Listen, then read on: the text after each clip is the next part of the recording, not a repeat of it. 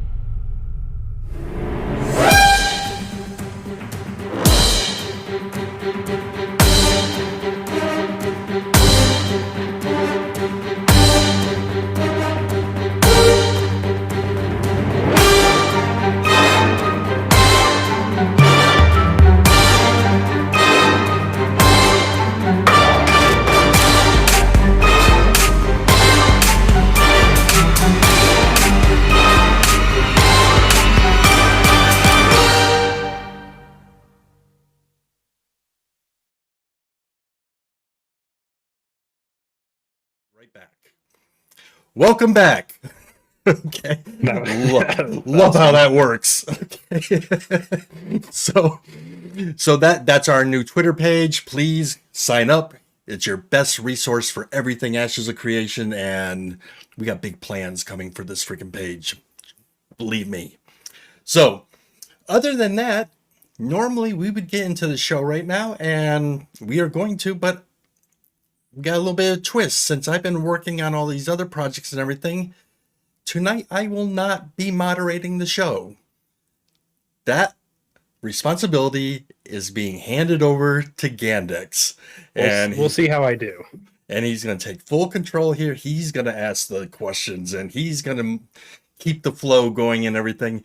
And we do not know what this is all about and everything. So it's yours. The floor is yours. Have fun. All right. So a topic I've actually been wanting to talk about for a while is naval content. Unfortunately, we don't have a whole lot of concrete information. So we'll go over what we do know, and then we'll kind of brainstorm things that both you guys might do, also with what you imagine other people might do when options available, etc. So first thing that we do know is that we're going to have is mariner classes. It's like a subclass, kind of like your artisan system, for sailing boats, etc. We're not sure all the comprehensive skills that are going to be involved, but give me a rundown of what you guys think that you would do if you're going to participate in this naval content, and then the skills that you're aware of that we already have confirmation of. You want me to go first, Roar, or you want to go first? You want me to go first, Roar, or you want to go first? I'm sorry, I was messing with some settings, but I don't. This is probably one topic I know nothing about. Well, that's because no one knows anything about it. So that's... Well, I mean, like even the limited information that we do have, I literally haven't even looked at it. So I mean, I know that we're gonna have. There's gonna be ships, obviously, for like the caravans and transporting. There's gonna be personal craft. There's gonna be what do they call them? Like boat makers, or boat crafters, or something like that. You know, there's going to be a lot of water nodes, and I know there's going to be a lot of underwater exploration. But other than that, you got me, man. X, what do you got? Okay. So if you're going to ask me if I'm excited for it, yes, I am. I hear that the whole naval combat thing is pretty much being based on the whole Arcade game, and I touched base on that briefly. But I do think they did ships and boats and everything very well in that game. And knowing my play style and everything, I'm looking forward to leaning towards something like a pirate on the high seas. Yeah. But I have a feeling that I'm probably not the only one who has that in their mind, and the high seas are probably going to be very crowded when this game comes out. So you say that, but as Roar said, you're going to have to build. You can't just go buy a ship from a vendor. You're going to have it built. Either you build it with a group of people, or you're going to have to order it from other people. You have to buy this, because there are going to be shipwrights. You know, people that are actually going to build the ships for you. And what that all boils down to, we don't know. We don't know what that chain is going to boil down to. Obviously, it's going to go all the way back to people who are gathering lumber, but we don't know how far that's going to have to be processed, etc. So it's going to be a major part of the economy, I think. It's going to be huge, especially since if these ships get destroyed, we don't know if you have to start over from scratch or if you can salvage part of it, like a caravan, and rebuild from there, or what that all entails. So, but let's go back to the classes. X, you said you want to be a pirate. You know, what role do you want to take on that ship? Honestly, I really don't know. I just want to be. So that might be something to think about. Okay, and knowing me, I'm probably going to be one of the first guys sitting there pushing to collect resources to get my ship built. I'm going to want to have my ship, so I'm probably going to want to be captain of my ship, and find a bunch of like-minded troublemakers like me that want to go out and loot and plunder. So you mentioned captain. So I have a list of skills here that we relatively confirmed. So there's gunnery, piloting, navigation, boat repair. It says ship components. I don't know why that's a skill, but defensive skills and then utility-based skills. So it's not a comprehensive list. It does not say anything as far as like a leadership skill, which I would imagine there would be if you were a captain of a vessel. And the reason I asked what you wanted to do on the boat, because you want to be a pirate, a lot of people have this weird imagination that pirates are just, they ride a boat and they go murder people and take their shit. They still have to function the actual, duties of running a boat, and it's complex. Right. And if Ashes does it right, it's going to be complex. So that's something people are going to have to think about. That's something you have to participate in. So right now, I don't know a whole lot outside of that leadership skill. Maybe tactics, I think they're strategy. going to be at least, they got their pulse on the community, and I'm pretty sure at this point they know that there's a lot of people who have that pirate fantasy, especially with games like Sea of Thieves being out recently and everything, and doing very well, and pirates being a popular thing in ArcAge itself and everything. So it puts me in a position of wanting, or at least hoping, that they have enough of a pulse on the community to want to cater to that fantasy aspect of it. And what I mean by that is we have our assassin guilds for our assassins, and we have our bounty hunter guild for our bounty hunters, and I'm really hoping there's going to be something for pirates. We've never heard Ashes actually say the word pirates, so it'd be really nice if that is going to be a legitimate option that will actually allow us at some point to have legitimate skins too. I would love to be the guy with the freaking pirate hat, the patch on the eye, the parrot on the shoulder, the wooden leg, the hook hand. I would love to have these kind of cosmetics, but whether or not they're going to actually cater to us on the whole pirate thing is going to be another story.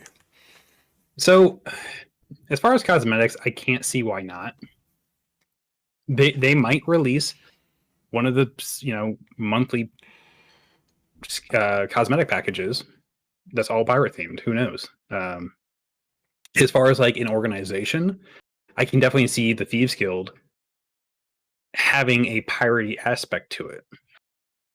So that's already going to be part of it. But I would love to go into a tavern that's near the ocean and see a bunch of villainous scoundrels in there, with their freaking peg legs and their hook arms, everything's like, oh, okay, my kind of people. I can see that being a definite thing, especially depending on who's running that town that node's in. I would imagine that any area near the water are going to have these themes. Like we've already seen pictures of like Nakua villages with all their boats lined up in their fish stalls and things like that. But as for like pirating, like are you guys talking about like progression lines or what?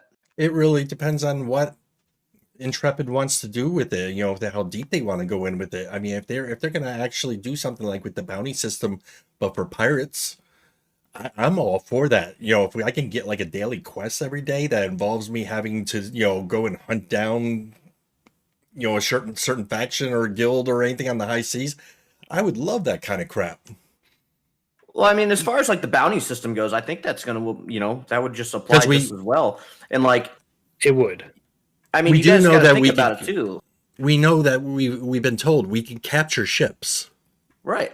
So, but that's the thing is like you guys are saying like there needs pirates just don't go out and murder. There has to be some aspect of ship maintenance and stuff like that. And there's specific skill lines, but like first and foremost, it is an MMORPG. You can be what you want. If you want to call yourself a pirate and go out and just murder people all day, you can absolutely do that. But at the end of the day, when your ship takes damage, you're going to need supplies to repair it. And I'm assuming, I mean, it's all assumption at this point, so it's hard to say. But like, I don't think there's ever been a game with better ship combat than Sea of Thieves, and it's very simple, but at the same time, it's very in depth. And this is entertaining.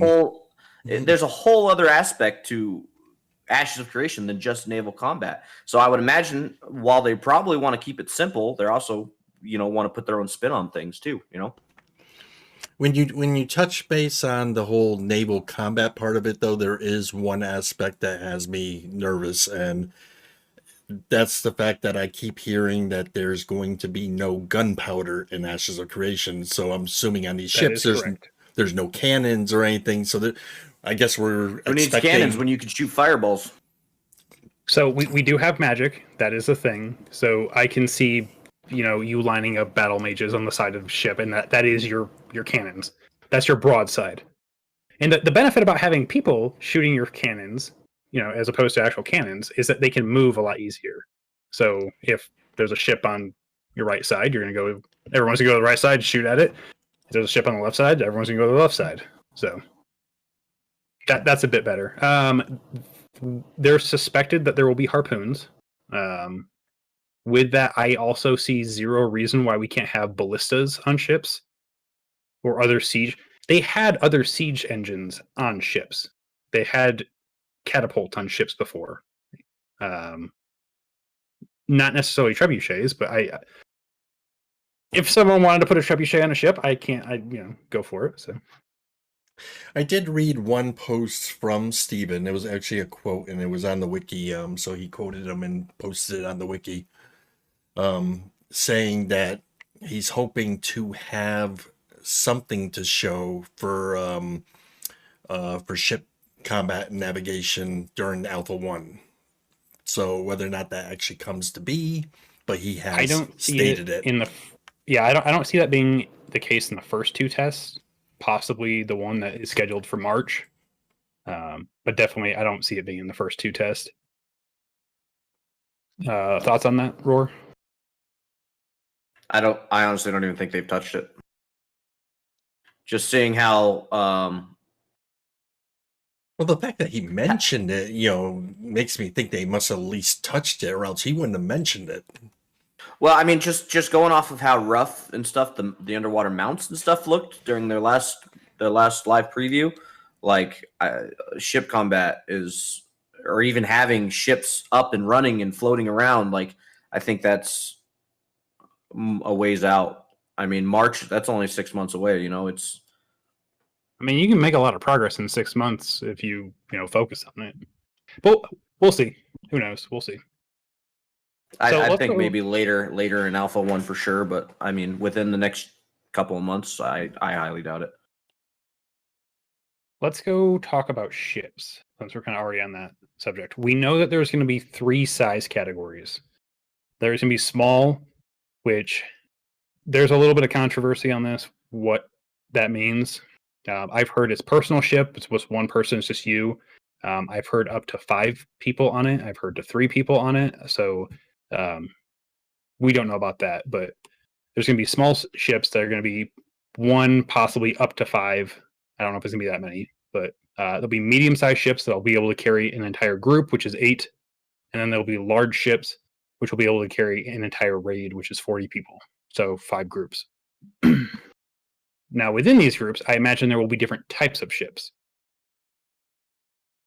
We have literally no idea what any of these are.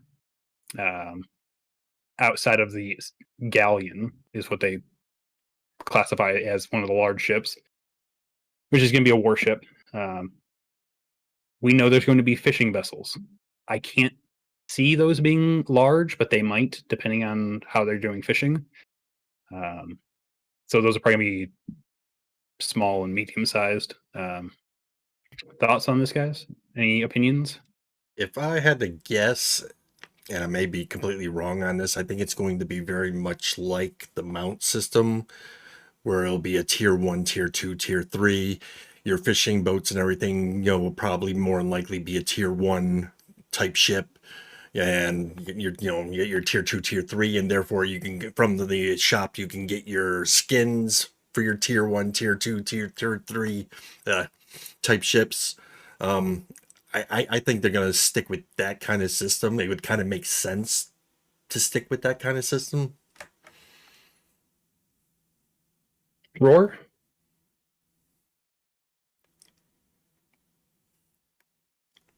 He's got a message from God. Yeah. Voices in his Sorry, head. my girlfriend's in the kitchen making food and it's loud. No, you're good. Like I said, I don't know anything about the boats. If Well, there's just going to be like a thoughts, tier opinions. 1, tier 2, tier 3. I think that's really cool. My thoughts are like the cosmetics that we have seen. They all show a very specific boat, and if there's going to be multiple tiers and multiple sizes, I'm wondering if these cosmetics are going to adapt to these different sizes so everybody can have that customization, or if they're only going to apply to like the galleon or the sloop or the brigantine or whatever.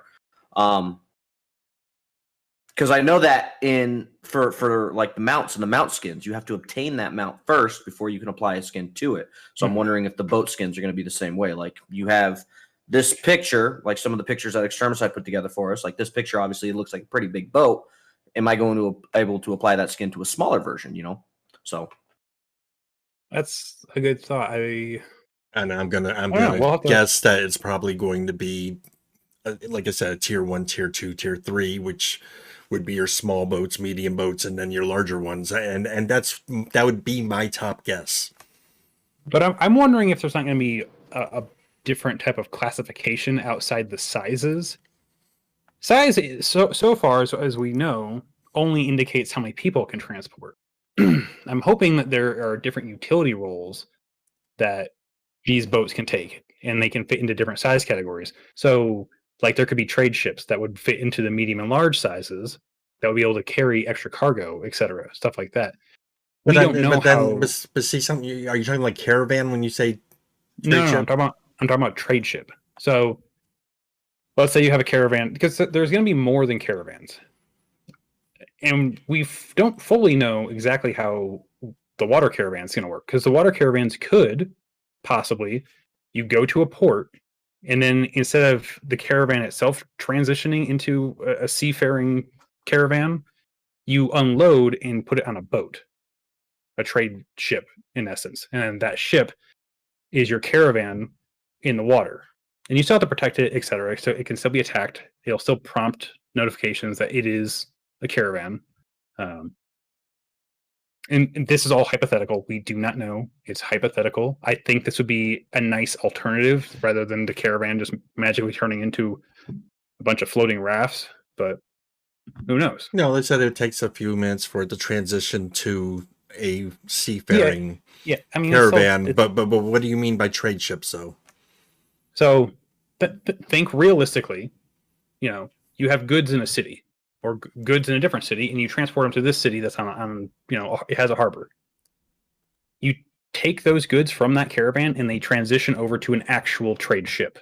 That trade ship is then becomes your caravan in essence until it docks at a different harbor. Okay, I understand what you're saying, but I don't think that's going to happen. It could. It follows the complexity and the realism that Steven is trying to follow with this. But remember, And I don't see caravans why are they supposed to be mobile PvP zones. He's going to want you to take your caravan of goods and escort it all the way to the destination yourself. I mean, honestly, But I that's what you're doing. I don't even see a difference between a caravan system and like a trade ship system. Like you're transporting goods from point A to point B. There isn't a difference aside from the method you're actually doing it. In essence, it would be the same thing, though.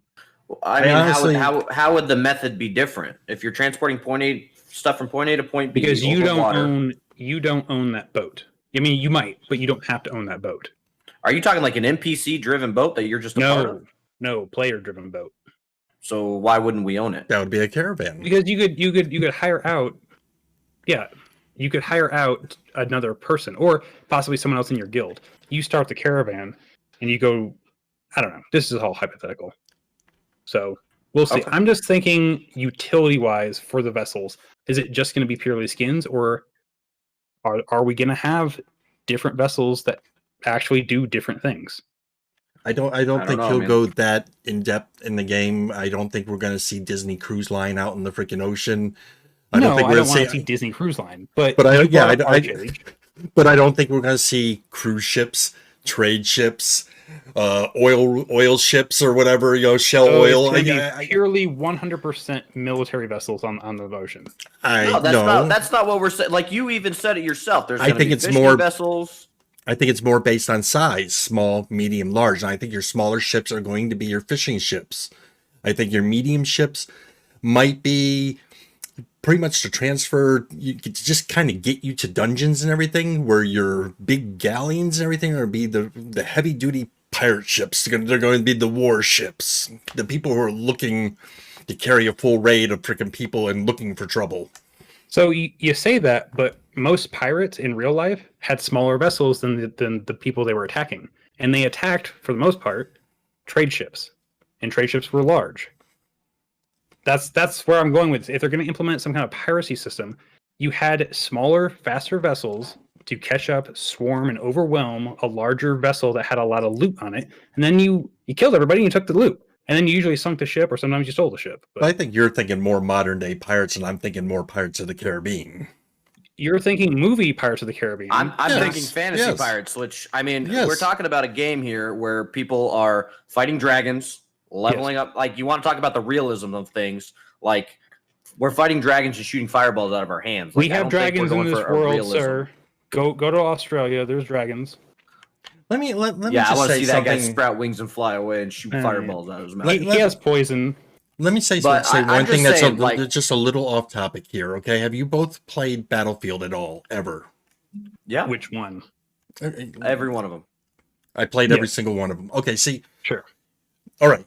I am a firm believer that when I play my game, a lot of that is I want to play my game to escape reality. Battlefield was one of my most favorite games in the world. This, especially Battlefield 1 and Battlefield 2.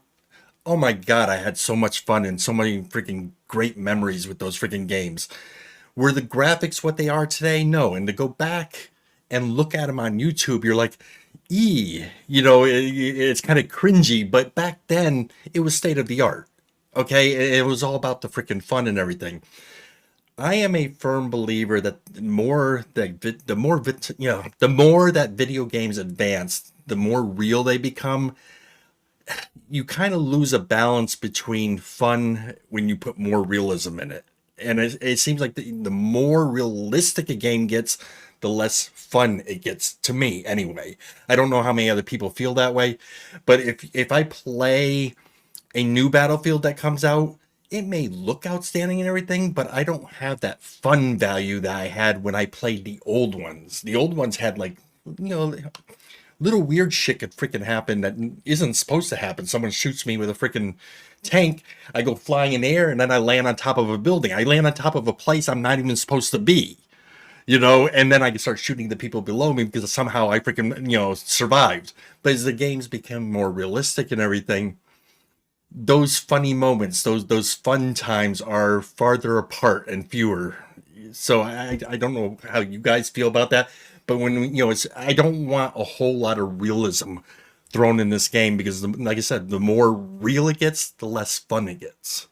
I don't think he was talking about the realism of the aesthetic, like it looks real and acts real. I think he's talking more about the realism of I wake up in the morning and I prepare for a day at work on a boat, kind of realism. You don't necessarily have to prepare for a day. It was an example. Work on the I'm not boat, telling you that's what you're going to do. But yes, like, look at the artisan system. It's not one person. It's not like, wow, I have mining and I have blacksmithing. I am fully functional outside of the random little bits of leather here and there I need. It's self-sustaining. You cannot do that in this game. At least not well. You cannot do that in this game, is their goal. So as far as realism, I'm saying that you have to have the multiple components.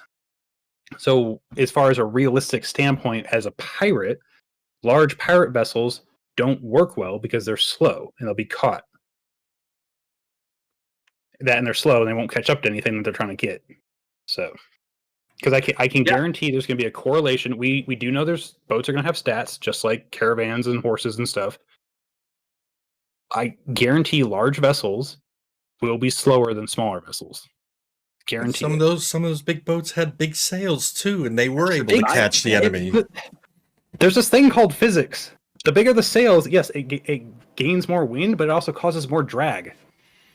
The bigger the hull causes more drag. Like, I mean, I think we're speculating a little too hard here. Probably. All I can say is this: when it comes to different boat sizes and different boat mechanics and everything, I know Ashes of Creation is this huge undertaking, and Steven's got these crazy large ideas, but this is just one aspect of a game. And for me, when I look at other games like Sea of Thieves that focuses its entire game off of one mechanic, and you look at what they have, I doubt a game that's focusing on 20 mechanics is going to have crazy, even more in-depth pirating, shipping, naval components than a game that's based its entirety off of one thing.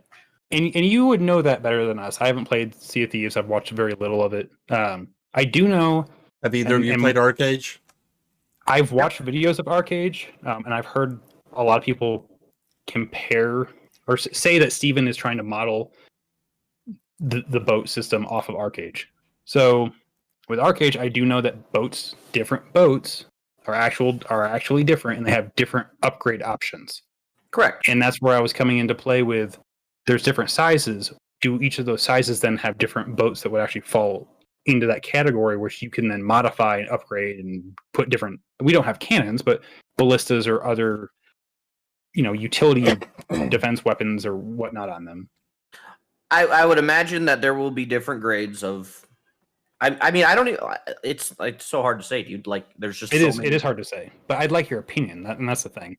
My opinion is that in a game where if we are able to customize certain aspects of our ship, I would imagine that you can choose different sails or different armor options. Like, if you want to be smaller and faster, you're not going to have any armor, and these are things you're going to have to pick and choose. So yeah, I absolutely agree with you that if boat customization is a thing, and all these, we've already seen that you can craft the masts and the wheels and the holes and everything else, I would imagine that there will be different grades. And you could fundamentally make your sloop your own. It really depends on how much he really wants to go into it. But yeah, I mean, like last week we talked about, or the week before we talked about the caravans, and we talked about all the intricate parts that even a caravan has and how you can make it faster or slower and all that. They can do all that with this game too. And in fact, one of the things they're discussing about the ships is whether or not we can put our own flag on the ship. Now, something as simple as that. And Steven has said that there was no plan to do that whatsoever from the very beginning. But there's a lot of people asking for it. So he's now considering it. He says he's not going to make any promises, but they'll look into it, and maybe you can get your own guild's flag running on your ships and everything. It can't be that hard. It would make sense too. When you look at something like WoW, where your guild could be on your freaking tabard. I don't know if there's going to be tabards in this freaking game. But if there is, and your guild is already printed on that, then there's no reason why it can't be printed on your flag of your ship. So I agree. And it's weird that he would say that you couldn't have your own image on your own sails, because he said it numerous times. He didn't say you can have. He said it wasn't originally planned, so he'll look into it.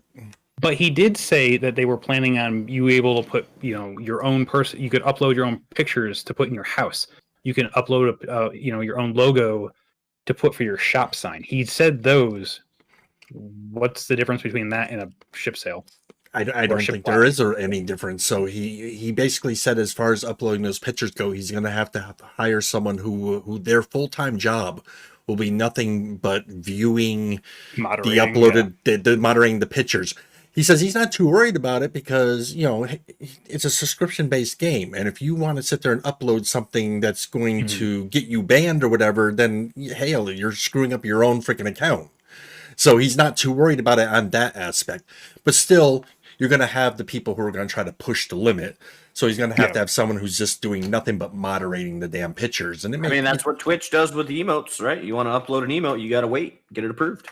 And it may take them a day or two before they actually catch, your picture of your half-naked woman on your freaking sail and everything. But I mean, if you're willing to freaking risk it, risk versus reward, there it goes. It comes right back and bites you in the ass, I mean, also, guys, we're losing track of the scope of this game too. Like, this isn't everything we're talking about, and everything that we're theory crafting about isn't the end all be all of this release. Like, there's going to be expansions. There's going to be an ongoing games as a service. Like, we could have a full naval expansion a year or two down the road from launch. Like, it's all possible. This is true. So just because we don't have it now, and he says, "Oh, we there's no plans for it," doesn't mean, like you said, they're listening to the. That's the beauty part. They'll have it. That's the beauty part about having someone who's running the show who is actually a gamer, because as he starts to, he'll be playing his own game, but as he starts to get bored with certain aspects and realizes other people are getting bored with these same aspects, like you said, that next expansion might bring something to the table that we never thought of. Can you imagine an expansion that ends up coming down the road, called the Dragon Riders, and we ended up getting something like that introduced into the game. It'd be freaking awesome. Yeah. I mean, they're going for a lifetime game here. So, I mean, there's going to be, endless supplies. And on top of that, like during the Summit 1G interview with Steven told him that he watched him play Sea of Thieves and saw his shenanigans. He thought it was a blast. So I agree, Brayden. We already know that there's a player base for that style of content. So there might initially be some naval stuff, and then they might expand upon that later. Absolutely. That's what we're kind of all agreeing on. Yeah. As long as it's popular, as long as that's what I see it being there's very a large popular, player base focusing on that style of the game or that side of the game, like why wouldn't they? So, as far as summoning ships, it won't be like Arcage. Well, I don't actually know because I watched. They only summon ships near the coast, so I don't know if you can summon them out in the water, and I'm not sure how Sea of Thieves does it. But here, you're only going to be able to summon them near shore, and this is where it gets a little confusing because it says near shore, and then in a different part of the quote, it says port or harbor. So from what I understood was from one interview, I forgot whose interview it was though, but it was with Steven, was that the ships would only be summonable near shore or harbor, near land. So in other words, if you are on that big ship, and you're going out and you're looking for people to screw around with, it's actually better to be a group of pirates that have actually a couple ships, 2 or 3 ships, because if someone's ship sinks and you're out there in the middle of the ocean, at that point, the only thing you can do is probably summon your water mount or start swimming. But if there's another ship out there, you can crawl aboard their ship. So, it's better to have more than one ship out there, because if your ship gets destroyed, that's it. You're that old saying of freaking shooting fish in the barrel. That's what you're going to become. You're just going to be swimming, and the people up there on that ship are just going to be picking you off. Well, see, and that's the other thing that my mind wanders around is like you say that there's going to be ships for small people, large groups, and whatever. So that means, is there a limit to how many people can actually just be on a ship? Yes. Yes. So how does the small one we don't know. But well, let's say a hypothetical situation here. You want to be that pirating ship and you want to be out in the world. Okay. Well, we don't know if we have cannons or trebuchets or catapults or any kind of that sort of thing yet. What if you get in another battle with a ship and you're the melee guy? If they're at capacity with 5 full 8-man groups standing on their boat, you can't board their ship and fight, right? Because they're at capacity. That actually brings up an interesting point. I don't think it's going to be limited like that, but then again, I don't know. Well, I don't know why there would be a limit if there isn't a limit. Well, it might be more. There is spatial. a limit. There is a limit. More, yeah, but how are you going to dictate what the limit is? Because it's not like they already have it dictated. They already said the smaller boats can hold, I think, 3 people. The mid-sized ones can do 8 people. And yes, we said that. What I'm saying is there's I think it's gonna be more of a space confinement issue rather than, because it's not like you right click on the boat. Well, there is player collision on the boat, right?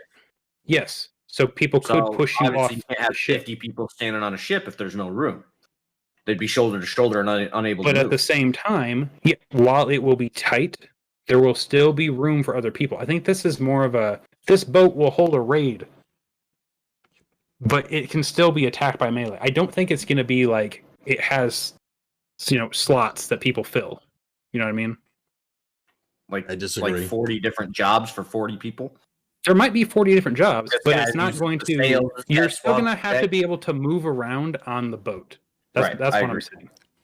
I don't even think it's going to be jobs. I just think it's going to be human slots. You're only going to be allowed to have so many human players on your ship.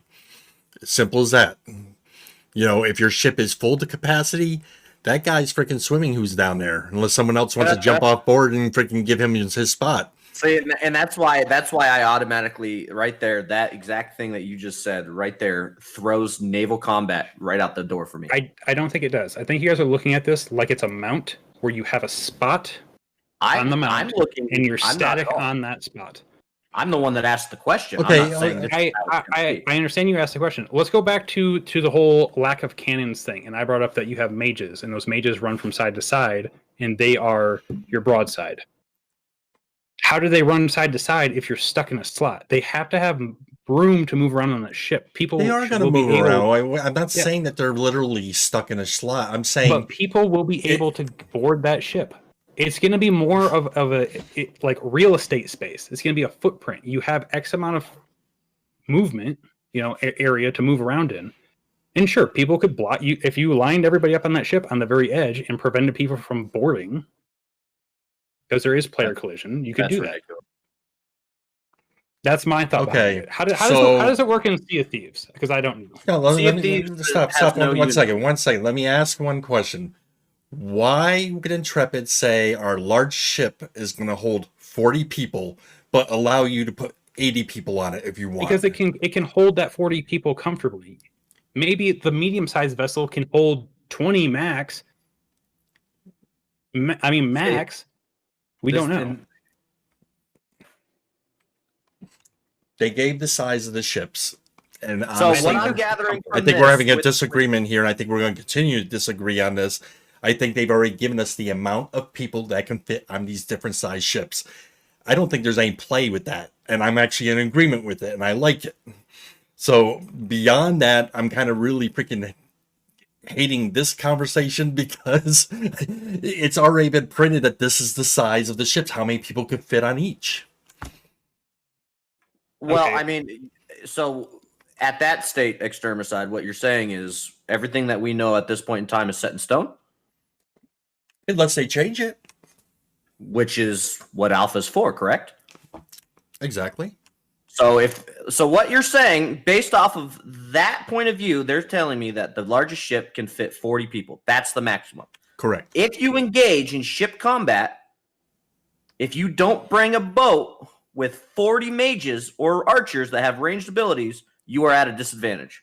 If your ship Because sinks, if you have 40 melee guys, you're screwed because you can't board their ship because their 40 spots are filled, correct? no, because those your melee people are going to be. He's already said it. There's going to be the other kind of weapons. There's 40 people on a boat. Yes, but your melee people. This is what you're worried about, right? Okay, yeah, we can have our casters who are our glass cannons. Our melee people are going to be operating the catapults and the other freaking weapons. Assuming we have No. Listen. You said the large boat only fits 40 people. So if that boat is at capacity and you want to board that ship as an enemy, can it have 41 people? Can my melee guy board that ship and cause havoc? I don't think you're going to be able to board it until you kill some of the people on it. You're going to pull up to the side of it and you're going to start freaking shooting and freaking killing people. When they're dead, yes, you can board it. You can capture it. People can start jumping on it. You're not going to want to be that solo guy who jumps on the ship while 39 are still alive, though. You're going to want to sit there and do a shitload of freaking damage to these people before you consider boarding. When you're talking pirating combat and being a pirate vessel, and you mentioned the reference of Sea of Thieves, remember the part where all the pirates were walking across the bottom of the water to sneak aboard that ship and cause havoc before they even knew? Oh, I didn't see that. So the whole sneaky part of that gameplay just got thrown out the window. You cannot sabotage somebody's ship because they're at capacity. I don't know how deep they're going to go into it with this. You're asking me what I'm thinking about as far as these ships go and what they're going to be able to carry and what we've been told. And again, this is a problem with doing a show with limited information on a topic. Without getting more facts or getting more release content. And this is why I kind of haven't touched base on this yet. But this is why I wanted to touch base. And we will retouch, on this freaking base, again when more information comes out and everything. So I'm looking forward to it and everything. But as far as we have right now, the information, I think these smaller ships are going to be pretty much your little fishermen. Freaking, they're going to stay close to the shores. I don't think they're going to go too far out. Your mid-size maybe will bring you out to a dungeon or something, but these big ones are going to be the big freaking warships, or the ones that are bringing you out to a raid somewhere and everything, and you have your 40 man. And basically, these big ships are going to be the ones you're going to look at and you're going to say, I don't want to fuck with that ship. Unless you're another 40 man group who's feeling cocky. Possibly. All right. So, And again, I could be completely freaking wrong on all that. So But- we'll put that there. Roar, since you know more about Sea of Thieves than I do, how does the capacity work in that game as far as like who can be on what ship? Is it literally just the amount of space that is available? No. So Sea of Thieves has no unit collision. Okay, so there can't be like limited space. But Sea of Thieves has limited party sizes. The maximum party size you can have is 4. But you can ally with other people. But you can literally have as many people on that ship as possible. Like you can get in a fight with 5 other ships and they can all board your ship. So you'll have 30 people hacking and slashing and fighting each other on one ship. Okay, so in theory there could be 1,000 people on one boat. Correct. Okay. That hopefully is never the case in Ashes, but well, I guess Because then that'll blow Gandex's mind because he'll get back into physics and everything and say the ship can't support the weight of these people. people don't like that much. You'd be surprised at how many people you can fit on a. But it's like, ship. but this is like where strictly PvP is on the ship is big for me because there's so many times in Sea of Thieves where your fights start before the other guy even knows that the fight has begun. Like we would swim over to another guy, like on the other side of an island. You would literally swim all the way over there, trying to be super sneaky and stealthy with like a TNT barrel. Climb up on the opposite side of their ship because they're all standing on the left side of the ship. You would climb up there, drop a TNT barrel at their feet, and they turn around. They're like, "Uh-oh," and then boom, everybody's dead, and you just sunk their ship. Or like, there's times when we would be chasing another player, okay. And we're both galleons, so we have the exact same speed as long as we're maneuvering our sails the correct way, you know. And they're chasing us, and we have a ship full of loot that we don't want them to have. We would literally throw guys off the back of our boat, and as the other ships sailed by them, they would try to board that ship and drop their anchor and stop them dead in their tracks. It's just sneaky stuff like that that made Sea of Thieves so fun. And if there is going to be ship combat like that in Ashes of Creation, but you're telling me I can't board their ship until I clear out some space? But That's see, to me the thing boring. is, with Sea of Thieves, the whole game was based around doing that. The whole game is based on the whole piracy aspect. And again, you know, when we start talking about pirating and all that crap, again, Intrepid has never even uttered those words. You know, they've never mentioned pirates or anything. You talk about going on board and blowing up that TNT freaking barrel. There's no gunpowder in this game. And we know that as a fact. There's no gunpowder. So they're doing underhanded things like that. I don't see any kind of espionage shit happening with these ships because they didn't design this game around being a Sea of Thieves game. You know, I understand that, but they just did design the game around a lot of PvP, and these are just aspects of PvP that will include ship combat. I'm not saying you need to have of espionage in the game, so I don't see why there can't be other sneaky shenanigans going on with boats. Right? Yeah, I might not be able to pick up a TNT barrel, but I mean, another thing I've done in Sea of Thieves is I've hijacked somebody's ship because we hit them with a couple cannonballs. Now they're down below. They're no longer manning their ship. They're down below, filling holes and bucketing water off the edge. I would literally jump on their ship, grab their wheel, and steer them into a rock to cause more havoc. You know, there's a lot of stuff that you can do. And if you're going to bring in ships, like we already know ships can be hijacked. They're talking about it in my chat. What's the point of me hijacking a ship if I can't cause any havoc? Just drive it around for a little while, you know? Right. Well, we don't know if we're going to even be able to do buckets of water or even, you know, simple things like that, you know, with these ships. We just don't have enough information yet. Exactly. We don't. But I think that's the fun of this conversation is that we don't know and we get to speculate.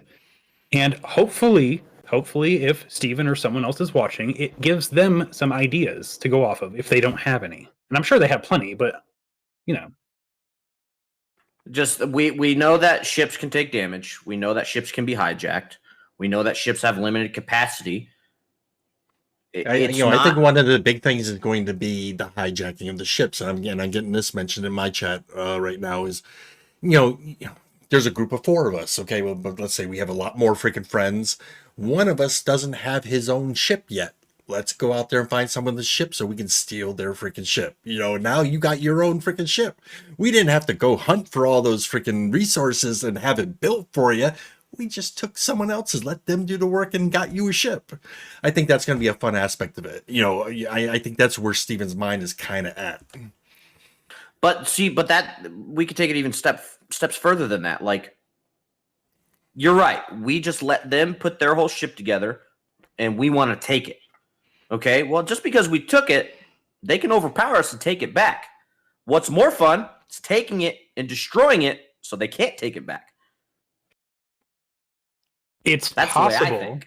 It's possible that taking someone's ship will give you corruption.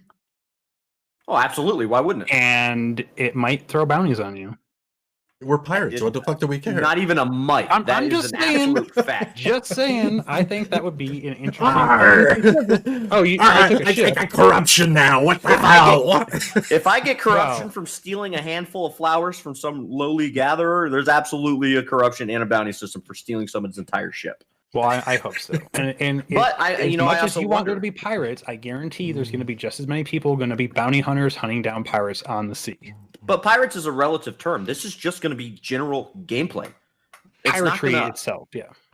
Well, right, but like the act of being a cutthroat pirate or whatever, it's absolutely going to be a thing. Like, it's not just going to be people sailing by each other. Hey, how's the sailing today? There's a guy. Let's fucking kill him. Like every other PvP game in the entire world. That's for the casual fishermen on those lower freaking boats that are staying close to shore. But I also wonder as to, like, how do you hijack a ship? Like, how do you claim it as your own? Is it going to have like that thing in Rust where if you break into somebody's base in Rust, you can hijack their TC or whatever and take it over, claim that thing as your own? Like, you'd have to go up there and literally plant your flag on it. Is that, but I would assume there'd be some kind of timer that you have to like maintain to claim ownership over a ship. Yeah. It's just a lot of things that we just don't know. So the easiest way would be to murder everybody in the ship. Do you think it could possibly be destroy the ship as a whole and then just collect the resources to go build another ship? You won't be able to get like Ghandex said, like if you kill everybody on the ship, where do they respawn? Is the ship become the respawn point, or do they respawn back in town?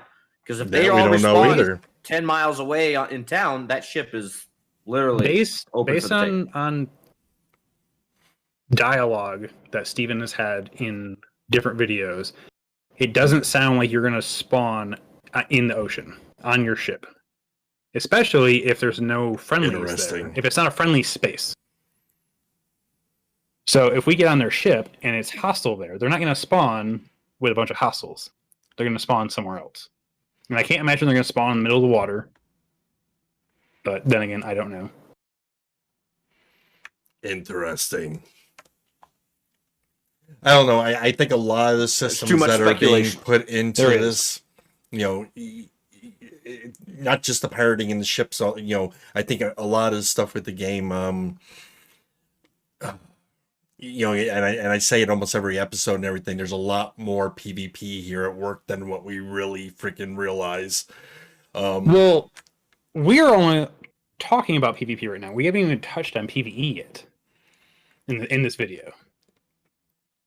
So, right, well, I mean, we can change gears and start talking about what dungeons might be available. Well, as far as the PvP goes, I just like I said, I just found that very interesting that if you're not going to spawn back on the ship where you're fighting is, and then you're back at land or whatever, that's going to make these battles not last very long, I would think. Especially with a tag targeting type system and everything, it's going to be easy to freaking mow these, people down, and the fight's going to be over relatively fast, is what I'm saying. So it'll be interesting, unless someone's got a unless it comes into play too, the whole family summoning thing, and people are constantly summoning people back to the ship or something like that. I again, that's another aspect that we don't know completely how that's going to work.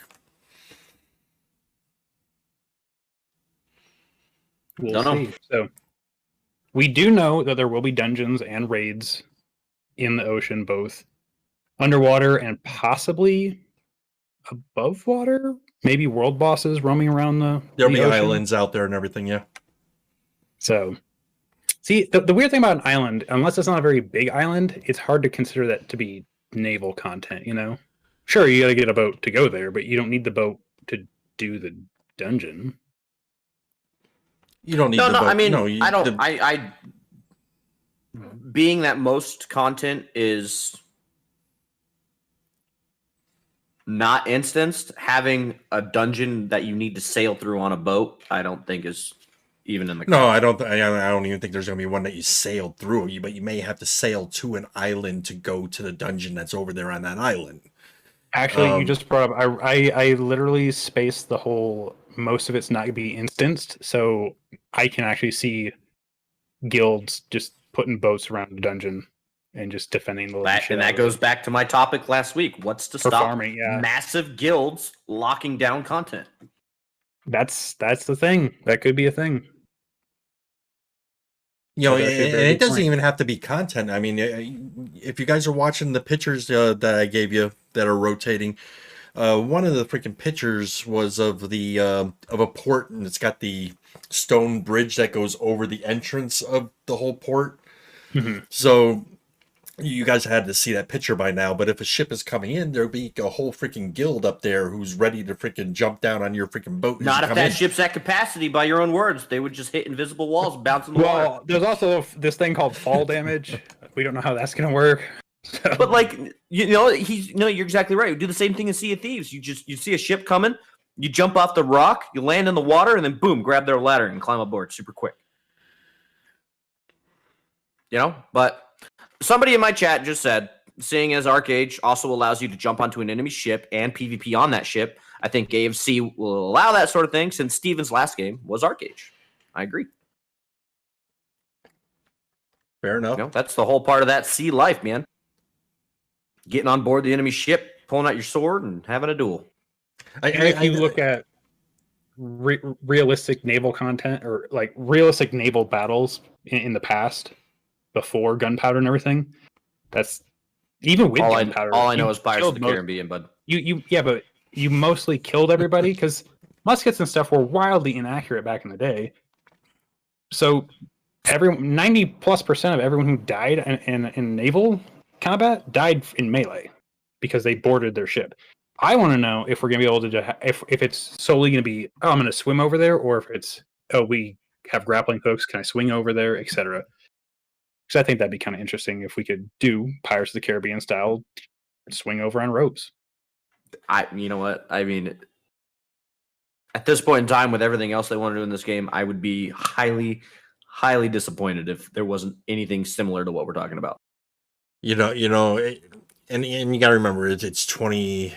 It'll be 2021, 2022. I would love to see these things, but at the same time, the only thing we have to realistically compare any of this to is the current MMOs that are out there, and hope that this one kind of steps above and beyond. Because we're talking about stuff we would love to see in the game, but we've never seen in any MMO, and there could be a very good reason why we've never seen some of these physics type things. Grappling hooks. I mean, that kind of stuff you see in first-person shooters and everything. It's a little bit easier with that kind of freaking engine and everything. With an MMO, maybe not so easy. And you might be right, but we'll see. Do they have grappling hooks in Sea of Thieves? I assume so. They have like harpoons that are attached to the fronts of people's ships, and they can harpoon to it and kind of ratchet themselves closer. But as for like actual grappling, I'm telling you, man, Sea of Thieves has a very simple set of items. You can't like swing over on a rope to the other ship. No. What's the classification of Sea of Thieves? Sorry, exactly what kind of game is it? Is it? So it's a pirate simulator sandbox. So it's not considered an MMORPG. No, they are instanced servers. No one actually. There might be by now a limit, but no one knows how many actual people can be on a server, and it does a really good job of merging servers when population gets low. You'll get a message that pops like up what that says, So what you're saying there too is basically you're comparing an MMO to Sea of Thieves. It would be like comparing an MMO to Call of Duty. You know, you may see some freaking really cool shit over here, but can we put it in an MMO is the only thing I'm saying. And But the way it functions isn't unlike an MMO would function. It's just a much smaller scale. It's still an open world. It still has all the mechanics of an MMO, just on a smaller scale. That's it. I have faith that if anyone could do it, Intrepid could do it. Just from watching some of the animations from these mounts compared to animations I've seen in mounts from other MMOs. When you're watching these videos and you just watch these mounts move around just casually and look around and freaking sit down, and they're realistic. You know, they're more realistic than any other mounts I've ever seen. So the fact that their guys are that talented with their artistic abilities and their programming abilities and everything else, if anyone could pull some of this stuff off, I think they could. And especially being that it's going, like I said, you know, popular MMOs that are out now and everything are all made from 10 years ago. You know, the programming stuff that they're using now is 10 years newer than what they were using when they made those 10-year-old freaking MMOs. So I you know, they're at a point now where, depending on how much technology is advanced and all this, how much they can really freaking push the envelope and everything. And I'm hoping we're really going to see some strong freaking pushing. So let's get a little back on track. We're talking about dungeons outside of islands, and what I imagine are going to be underwater caves, because it's the only kind of underwater dungeon / raid feature I can think of. And world bosses. Do you guys have any thoughts? We know there's going to be a lot of exploration, like little goodies and stuff to pick up. They said that in their last live stream. What that means, who knows? Maybe like diving down to the bottom of a lagoon and opening up clams to get pearls for crafting jewelry and stuff. I think would be super cool, especially with like limited visibility and limited breath and stuff. That would make that sort of stuff exciting, to be able to dive down into the depths with limited air and gather cool stuff. And That's why you would want to have a water mount, and you're gonna rush, you know, basically you're gonna sail out there. There could be a freaking dungeon that's its entrance is down there at the bottom of the ocean right here at that spot. You're gonna dive down there, you're gonna enter through a freaking cave, come out into a place where, okay, now we can breathe, we're inside, and got an underwater dungeon that you're going to be exploring and everything. you know, Go ahead. back in EverQuest, we had an underwater dungeon, and there were certain classes that had underwater breathing. But if you weren't one of those classes, like, it was always a terrifying thing with the threat of running out of air and being in the dark and pulling way too many mobs when you're stuck underwater. It was hell, even in WoW, that was kind of a pain in the ass sometimes, and you would just say, "Hey, someone summon me." You know, that was the easy solution every single time. So there was an actual dungeon that was 100% underwater, and you had to have underwater breathing in order to deal with it. Yeah, I actually like that. I like, because that gives certain crafters a role. You know, alchemy, whatever. If they want to make potions for underwater breathing, it makes a market for that. it was a whole underwater ruin. You had to dive way down to the bottom of the ocean to get there, and you zoned into it, and it was just a whole underwater dungeon, 100%. An outside underwater dungeon would actually be really cool, I think. Or even one that's in a cave would be cool. But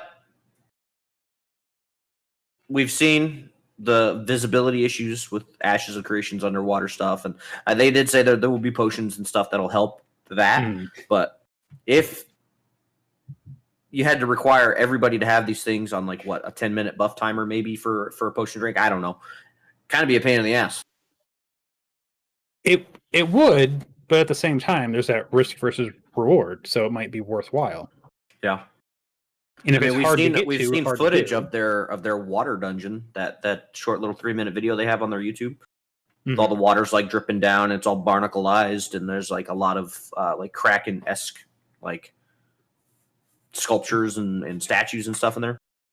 You just made me think of something else when you started talking about like how your vision is distorted when you're underwater and everything. Now, when we did our seasons video, one of the things we discussed is how like if you get caught in a real bad rainstorm and everything, that can affect your vision and everything. I'm can you imagine being out there on one of your freaking galleons sailing to a freaking raid dungeon? You got your 40 guys, and if weather actually kicks into effect out there and you get one of those big ass freaking storms you can barely see in front of you, is navigation going to get freaking harder? Is the winds going to blow you off course? Can weather actually maybe sink your ship? We do It know that doesn't weather say will thieves. affect. We do know weather will affect ships. We don't know to what extent. So hopefully, you bring up the That Kraken. would be one of those fun experiences, especially as a streamer. That's the kind of shit like, all right, guys, you got that guy up there in the crow's nest, and oh man, that shit would be fun. But you bring up the Kraken sculptures and stuff. I would love to have big old, Kraken, octopus, giant squid looking. We're supposed to have that in the world game. bosses. There is going to be world bosses in the ocean. That would be really cool, I think. Yeah, I agree. he's already mentioned that a couple times. Yeah, I know. It's just comes back to mind. I just think it's a really cool concept. Roar In the mentioned middle- diving down and cracking open clamshells and stuff. I'm wondering, and we don't have any confirmation on this, and I think we touched base on this a little bit on one of the other videos. If a ship's destroyed, and we're going to say caravan, but any ship, does it drop loot that sinks to the bottom of the ocean? 'Cause that would be kinda interesting. I don't know if it sinks or not, but we know that the cargo of a ship needs to be attacked and busted open to drop its loot. And if the ship sinks, I don't know if it goes down with the ship or if it's something that we can. But we know that on dive down. caravans. On caravans, it'll be like the regular caravans where we bust them and then we can pick up all the stuff and everything. Now, as far as an actual ship goes, that actually has players on it and everything. If anything drops, if we destroy the ship, that we don't know. Yeah, I just like, because the whole clamshell thing, it's at the bottom of the whatever body of water you're in. Why can there not be sunken chests that and they those could exist otherwise, but why could they not exist from boats being sunk or destroyed, and caravans as well? Why could that not be a little something extra?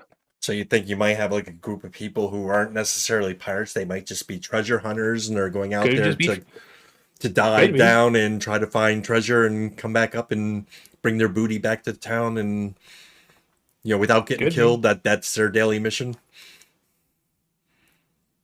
I mean, it'd be I don't cool, like that but you say yeah, dailies. Dailies take the fun out of everything. It makes it a chore. Man, Well, WoW made that a bad word. Yeah, I know. And so I try not to use the word, but it's just built in my vocabulary, but it's not what I mean. Yeah.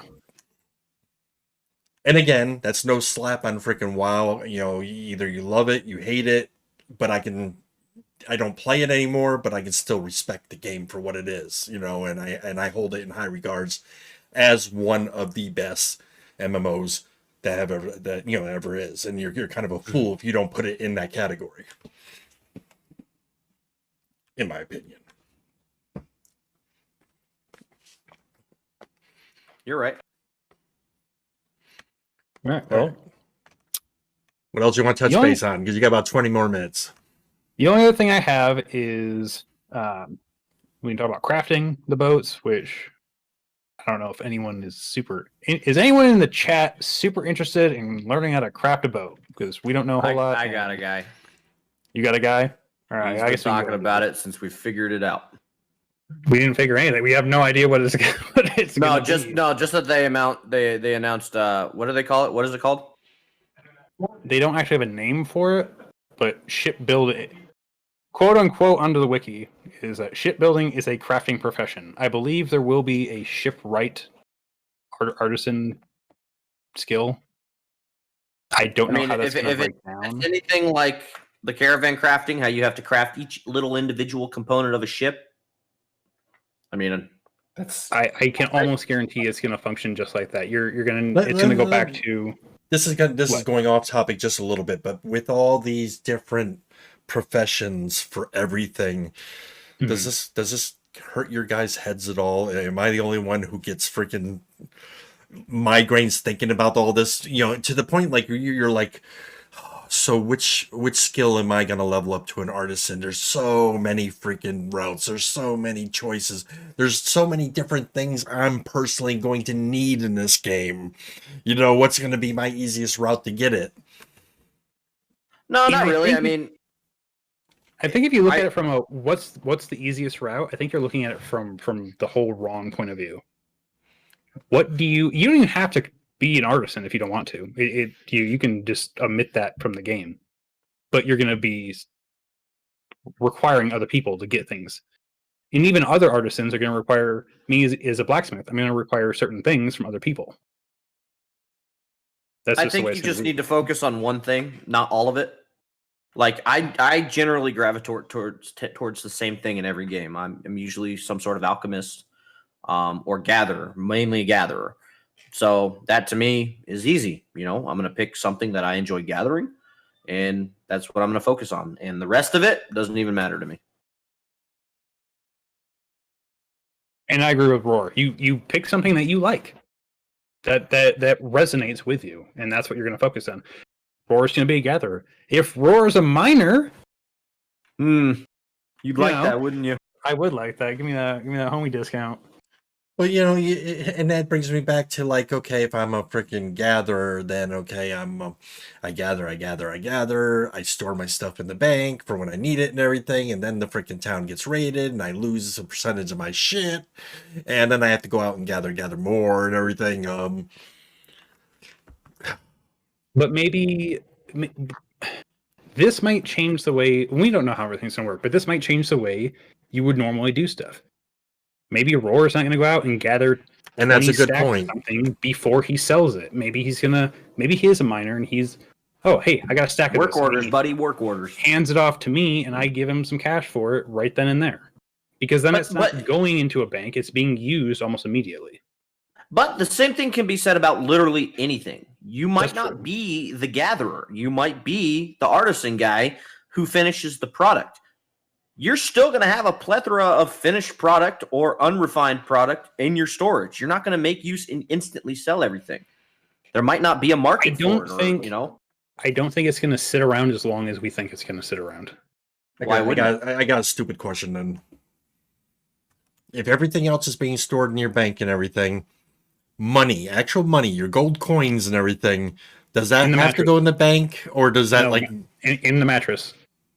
As long as there's no weight capacity for money, staying on your person.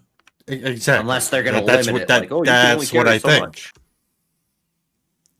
I don't know. I don't want there to be a weight capacity on money Because that's always such a pain in the ass. See, and that would be the thing. If your money has a weight capacity, then you would have to put it in the bank, and then mattress. Again, when the town gets freaking sacked, you're gonna freaking lose half your freaking gold. That's gonna suck ass. How do you ever get to the point of getting ahead? Live on a boat, apparently. Be a pirate. There are people that figure out how to be rich in every MMORPG, and nowadays they're all making video guides on it. So we're just gonna have to adapt and learn. But anyways, Ghandex said he doesn't expect things to be sitting around for very long. Why would you say that? So everything from the rawest and the most common of materials will be used all the way up through endgame products. Correct. But if you have 80 blacksmiths making one iron sword, do you expect all iron swords to be sold? I don't expect everyone to be making iron swords. I mean, everybody's got to grind their stuff up sometime, right? That's true. But we do know we can deconstruct things. So maybe we make those and then deconstruct them back down to some base materials, not all of it, but some base materials, then make. So as a blacksmith, are you only looking to craft the most rarest, crazy things and not have anything for a variety of different stages of people's, budgets? So we don't know exactly how blacksmithing is going to work out, if there's going to be sub branches of it. Is there going to be, because blacksmithing in itself is not making weapons and armor. That's No, but they have slightly armor smiths. different, They have but- weaponsmiths. Blacksmithing is the guy who's going to make all your fittings and stuff. Like, you got brackets and stuff that you need for this boat. The blacksmith's going to make them for you. You know, same thing. Like a farrier is the guy who makes your horseshoes and fits your horseshoes on your horses. Right. But that's But not if what they I'm talking dumb this- about. I'm just if using they it dumb as this a down- general example. All right, you're the blacksmith. You make Mhm. what mithril hilts for your fucking swords. Okay, let's use an example of this being the top of the line hilt that's going to be used in a lot of in-game material, like a lot of in-game recipes. Okay, are you going to be the guy that undercuts to just throw your product and flip it super fast? Or are you going to try to make a profit and might have it sit there for 2 or 3 days? Well, sitting there for 2 or 3 days isn't sitting around, in my opinion. No, but during that 2 or 3 days, It your could be node gets sieged. okay. So the weird Just thing saying, about every single MMORPG but we're ever gonna have to has change. saturated markets. We're gonna have to change. Yeah, but we're gonna have to change your perception on how markets work because different things are gonna sell differently in We're different. not areas. talking about how markets work. I'm talking about how there will be things that aren't instantly selling, and then your node gets sieged. Sure, Okay, let's reel That- this that is- back into Naval, though. That's the only thing I said. that is a possibility. Yes, but again, I don't see things sitting around forever in people's inventories or banks. But that's just my point of view. But back to the whole crafting a boat, we're going to need people to gather wood. We're going to need people to, process that wood. And then, the actual wood crafters are going to be able to turn that processed wood into whatever it needs to be, whatever materials. Not only that, we're going to have some type of tailor that makes the sails for us. Blacksmiths are going to have to make nails and God knows what. Alchemists might So provide it some may kind of be wax some time bar. before we actually see the first boats appearing in this world. I Yeah, think small sail ships are probably like The little fishing rafts, yeah, those we'll probably see pretty quick. Need logs and rope. a mast and a sail, but yeah. I just want to buy a volleyball, sail out to my own little island somewhere. I'll live happily out there. And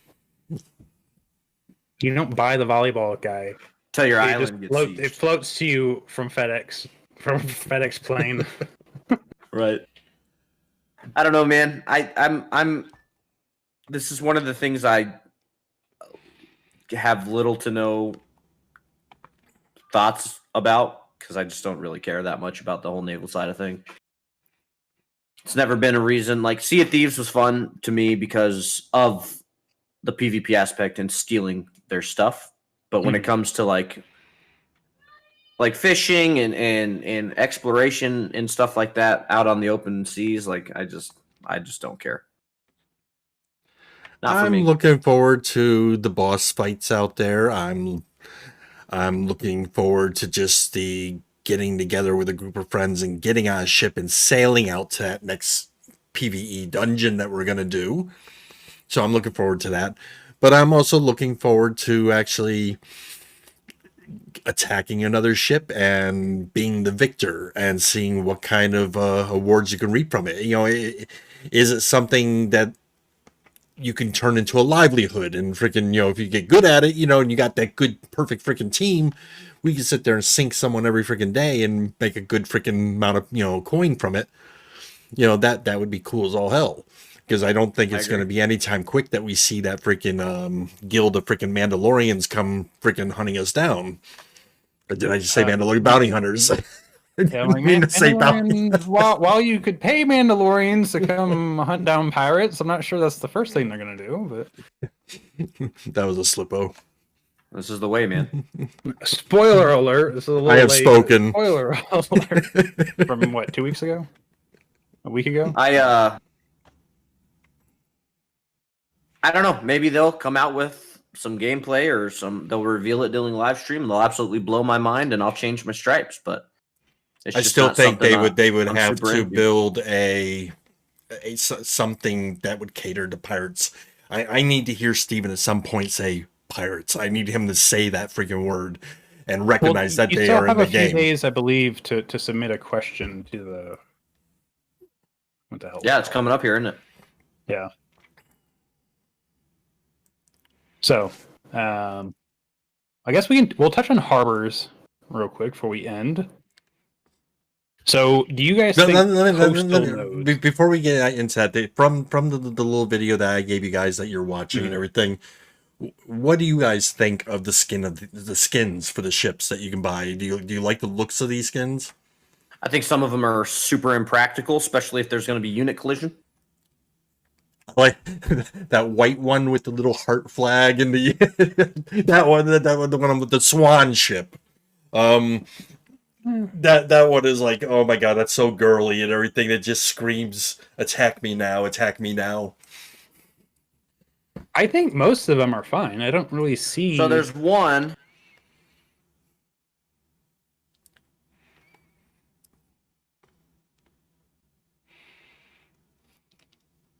Right here, I'm looking at it. It's like a. No, I just closed it.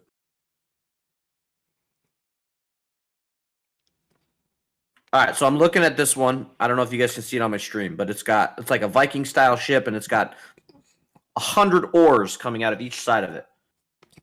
I know the one Now, you're talking about. Are those oars going to act as one of the mechanics for actually moving the ship? Are they going to be all visual? Is the actual in-game ship going to have 100 oars coming out of each side of it? I think it's a visual thing. If you're looking at that video, Ghandex, it's 3 minutes and 40 seconds. Yeah. If there's unit collision, you're not going to be able to swim up to the side of that ship. Well, you can. You'll just get clobbered to death before you know. Well, that's what I most likely mean. you're Like, it's successful. literally going to be like an invisible barrier. Well, you could say the same thing about the pirate ship that's burning at the freaking bottom of it. You know, Right. You know how you're going to climb up a ship that's on fire at the at the bottom. And I think it's all just. But visual. if we're talking, and I agree. I think it's visual. But if we're talking about like unit collision, if a ship is sailing, I don't know, 30 knots, which is 17-ish miles an hour, and you jump in the water and you try to grab its rope ladder as it drives by, what if you time it wrong and it hits you and it runs you over and it keel hauls you? I hope it does keel haul you. I mean, that's a whole nother aspect of unit collision. Like, are we going to get, if we walk out in front of a caravan, can they run us over?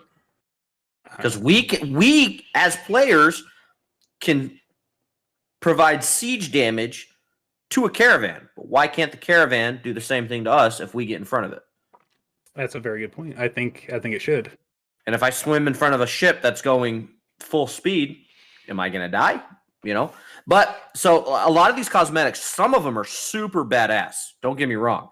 But from a PvE side of thing, they're fine. They're perfect. They serve the purpose and they look cool. But from PvP aspects of potentially boarding people's ships or whatever, I just don't even understand them. I mean, I myself, if I'm going to get one, I would probably want to get the darkest one possible. Something that's very dark, because then when you're sailing at night, you're going to be very hard seen. Yes, the one with the red fire at the bottom. I think I know the one you're talking about. It's all black, pretty much, but then the bottom is kind of glowing red. Yeah, that one. But I mean, that thing. But they'll have different variations down the road. Yeah. But look at the size of it. Like, that's a galleon.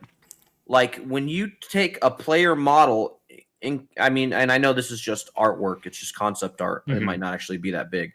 But if you were to take an actual, from what I know of Sea of Thieves, the masts and the sails are huge. And if I imagine a player model standing on that ship, it's fucking massive. Yes, it would be. So, but they might be able to scale it down into smaller vessels. But who knows? We'll have to see. But I guess on an end note, let's touch on harbors real quick. Do you guys see coastal nodes being developed, relatively? Is that gonna be a popular thing, you think? Maybe at some point. I think some people are going to want to start near the coast because they have the whole thing in their head already that they are going to want to be close to the water, being a pirate or being a fisherman or whatever. They may want to be that coastal. They may decide that they're going to be that those island dwarfs, and just for that reason alone want to be on a coast, a coastal node. I think when the game launches, there's going to be a general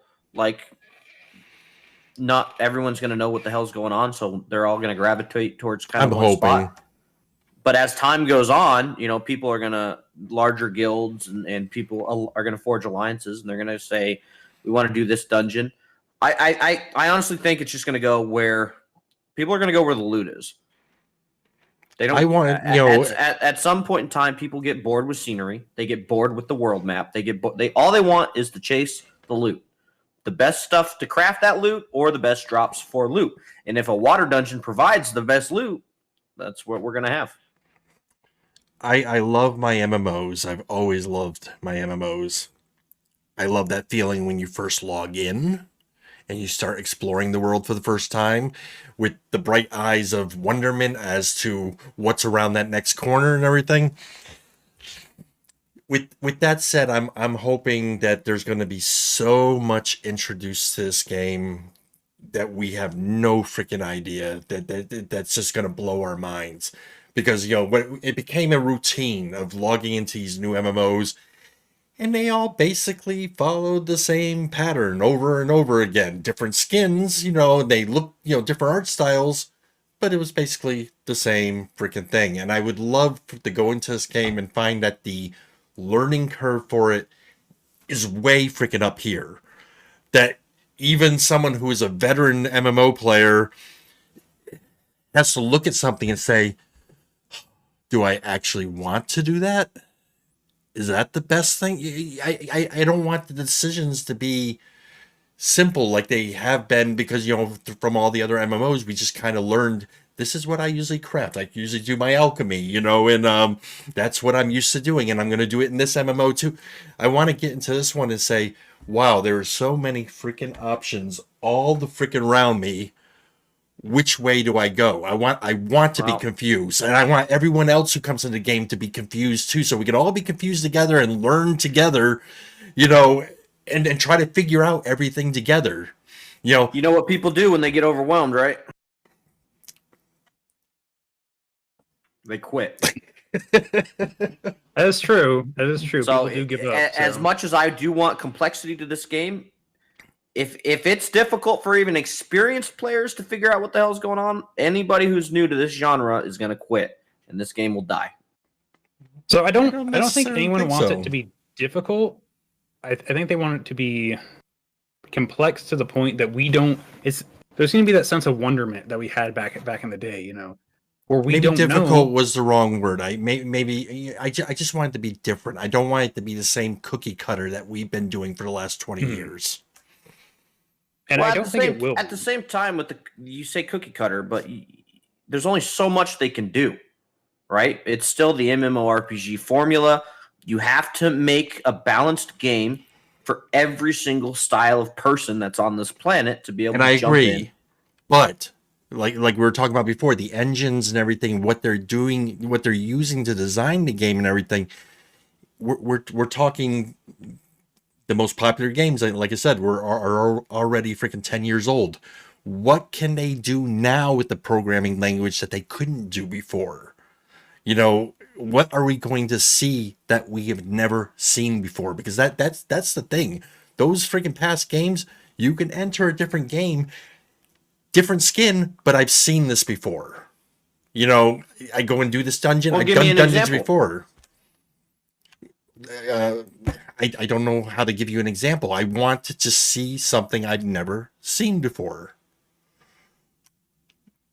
Well, it's kind of hard for them to produce stuff that's never been seen before if we can't speak to that. That's where their artistic people are supposed to come in. They're supposed to sit down at the table and say, hey,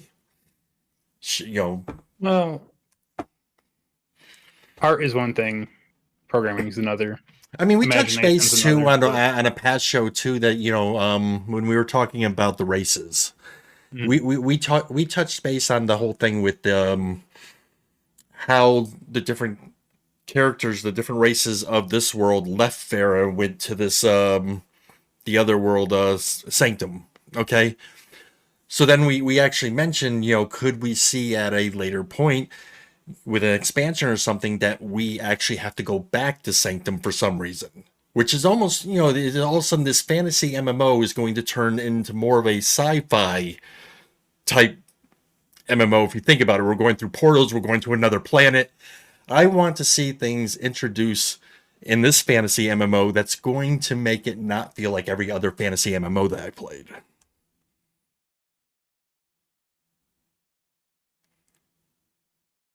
I mean, we'll just have to wait and see.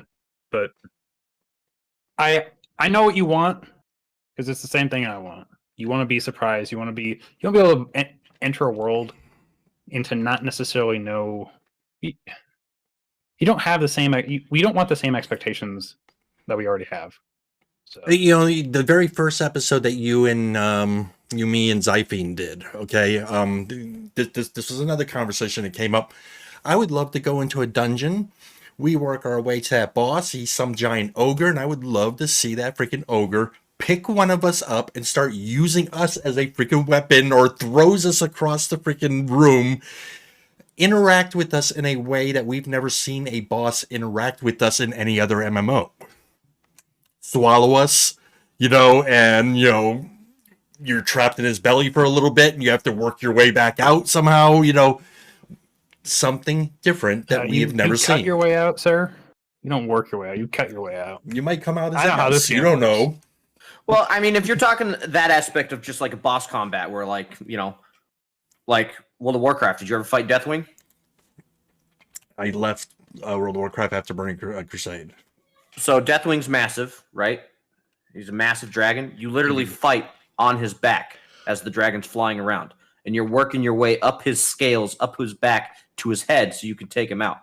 And he's doing barrel rolls, and like there's a little hot button that you have to click to grab onto the dragon so you don't, or no, you walk into some like area so you don't get thrown off the dragon and fall to your death. I mean, really cool concept. But aside from like little stuff like that to be mind-blowing, like, I mean, when you first log in, like, I mean, look at the concept art. It's all there.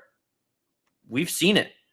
And this is everything we've seen before, just for the new spin. It's going to be prettier. It's going to be updated graphics. We already know the new systems that we are going to get from like the node system, the corruption system with this whole PvP thing. Like, just, I don't mean to come in and be a buzzkill, but me, I look at things in more of a, I don't know, less optimistic mind, because that's why we have you here, dude, before. Man. The three of us have three distinct different personalities and opinions about stuff. So, someone here is, watching this in the chat and everything. Someone's going to be agreeing with you. Some people are going to be agreeing with Ghandex. That's fine. Different opinions are what this is all about. Right. I'm just saying, man, I look at I look at the character models we've seen. I look at the combat that we've seen. I look at the mounts we've seen, all this concept art of the world itself, and the gameplay we've seen. They're not doing anything different yet. There might be some unique boss mechanics. We already know that the node system and how these nodes level up and create something from nothing is completely new, which is exciting, but ultimately... Well, it's not just that. The actual combat you're supposed to encounter, even with everyday mobs, is supposed to be a little different every time you encounter them. It's not supposed to be the same old, same old. Right, it's not going to be the same old, but what happens the 10th, 20th, 30th times you fight that mob? It eventually... But the mobs are leveling as the node levels up, so the next time you fight him, he's not going to be quite the same, correct? But it can't be infinitely different, is what I'm saying. It won't be infinitely different, but having a variety, even if it's 10, you're exactly right. Yeah, 10 different versions of combat of this mob is still wildly different than any other MMO. No, you're exactly correct. Even Terra. My biggest complaint with Terra is once you learned how a mob fought, you just, he's going to attack now, dodge. And then you can literally just kill anything. It takes. It's like a Dark Souls boss. Dark Souls bosses appear to have, 10 or 20 different abilities, and they do use them in different orders, which makes every fight seem unique. The first 1, 2, 3, 4 times you fight them, but eventually it loses its luster, like everything else. Hopefully, it helps keep it fresh. But we'll see. All right. We kind of went off topic a bit at the end, but Yeah. So we hopes did and touch, dreams that but hopefully we won't did be touch shattered. base on the whole the whole ports thing. We did touch base on that, right? Slightly, but Slightly. yeah. But I mean, yeah. well, there's a couple of points I have with or ideas, thoughts I have on ports. Like, obviously, Right. there's going to be ship collision. Mhm. How big are these docks going to be? Like, if you pull your ship into port and you need to like offload, like how does it work for offloading all this cargo that you just shipped? You know, because like a caravan system, if you want to ship all your ore, you have to do it by caravan system. And obviously, we had to use the caravan system because I can't carry all that stuff myself. So how many trips am I going to have to take from my ship to the storage area on the harbor, right? Well, normally, No, if when look you from when you a- once your ship pulls in, if you're in a caravan, a sea caravan, once you hit land, it's going to take a couple minutes. It but automatically transferred. it's going to convert over to a land freaking caravan at that point, and you're going to drive it the rest of the way. So what if you have 10 ships trying to dock at the same time? hopefully sit and there's wait? 10 docks, but we don't know. We'll see. I mean, we are talking about, you question. guys said it yourself, we are talking about an MMO RPG with 10,000 people on a server. Mhm. And Stevens there's also only said it one himself harbor- that sometimes the people who annoyed him were the freaking people of his own faction. So maybe that ship has been sitting there for freaking 15 minutes, man. That's it. Blow him out of the water. More I PvP. feel like if you're going to attack in the harbor, though, I feel like that's going to be a safe zone, kind of like in a city, and guards will then attack you. So you're stuck in a Maybe. safe zone trying to dock your ship, but you're forced to wait on 10, 20 ships. Hey, man, ahead. it's like going to a gas station. If there's an asshole in front of you that's taking forever and a day to fill up and leave, it is what it is. You can't just go out there and fight him. I mean, you can, I guess, but you're probably going to have police called. I mean, I did see the freaking world map, and there is a good amount of freaking ocean in this place. Yes. Well, the ocean doesn't matter. What matters is how many port nodes are available. And this is going back to what I said at the very beginning of the show. I think the ocean is going to be very crowded. And once we get to that point of being able, people are starting to actually build ships, I think these oceans are going to fill up pretty quick. And then pulling into these freaking docks might end up becoming a freaking nightmare unless it's instant. I agree. Well, that might be better. It might be Right. as like when you're looking at some of these snapshots, it could be something as simple as once you kind of get into that bay area, you're in the safe zone, and pretty much your ship is just going to kind of disappear in a counts as couple of being seconds or docked. whatever. Yeah, exactly. Something like that. Maybe. If that's the case, and the seas are crowded, then that means that inland nodes are going to be a lot more protected because they're less population. I think Less if your goal competition. is to go out there and hunt down for other ships, I don't think you're going to have to be looking very long, to be honest with you. No, and the thing is, if they're crowded out in the sea, then you don't have to worry about people coming inland because they're going to be too busy dealing with each other. Right. So I don't know. if I think that's it's the going to be case- crowded, and we know the world's flat. I mean, it's Somebody not asked. flat, but Somebody. it doesn't have a wraparound map. That's what I mean. It's flat. There It's will be. flat. It's a giant square, right? And You if know wanna why, get from point right? A to point B, there's going to be invisible walls, and you literally have to traverse that square Yes. and get to your destination. So that being said, it will be very congested. You will encounter many people along the way. If I could sail from this tip of the continent, go wrap around and be on the other continent that I wanted to be at, other than sailing around the square, that would make things more open, I feel. But No, it would make things easier to get to point A to point B. But the problem that Correct. Intrep is looking at is that with a flat map, when they come out with a new expansion, they can actually say, hey, there's another new continent over here. Right. They can just keep Oh, adding I'm to that not- flat map. no, Where if I the was world just is using always that for a congestion example. If your world is already a wraparound, though, they would never ever be able to freaking keep adding new continent. You assume the Magic whole freaking pencil. land would be nothing but Magic land. pencil. World of Warcraft has done it. There's fucking continents popping up out of nowhere. It's true. Magic pencil, sir. Yeah, but Yes, sir. those continents you can't sail to. without Right. being No, I was just using it as an teleported. example for encountering other players in a congested area. Like if I have Maxim, I agree. the invisible wall at the end of the ocean here, in the continent here, there's only so much room in between, Mhm. and it's going to be super congested, especially if all that collision is a factor. But I mean, there's shit show. supposed to be several kilometers of ocean there. Like, I don't think it's going to be that congested. We've seen the world map. There's more that big. ocean than there is land right now. You got two big freaking continents, but there is more ocean than land in the game right now. No, and I understand. I'm just saying, like, between the edge of any continent and the invisible wall, there should be several kilometers of ocean. So, I mean, you should be able to fit quite a few ships in that space. Oh, I wonder Not how they're going to necessarily handle comfortably. that invisible wall shit. I mean, are you just going to be able to? You're going to actually literally bump into it, and that's it. This is the edge of the map. We can't go any further. That would be. It might be like a Halo thing where it's literally a physical wall that you can't see, or it might be one of those things where it gives you a countdown timer. Turn back now, or you'll die. So, Sea of Thieves is a giant square, and they don't have an invisible wall, but they have what we call the red water, where if you sail into it, your screen turns like dark red, the water turns blood red, and it starts breaking your ship apart over time. So if you Sail don't back get back, now.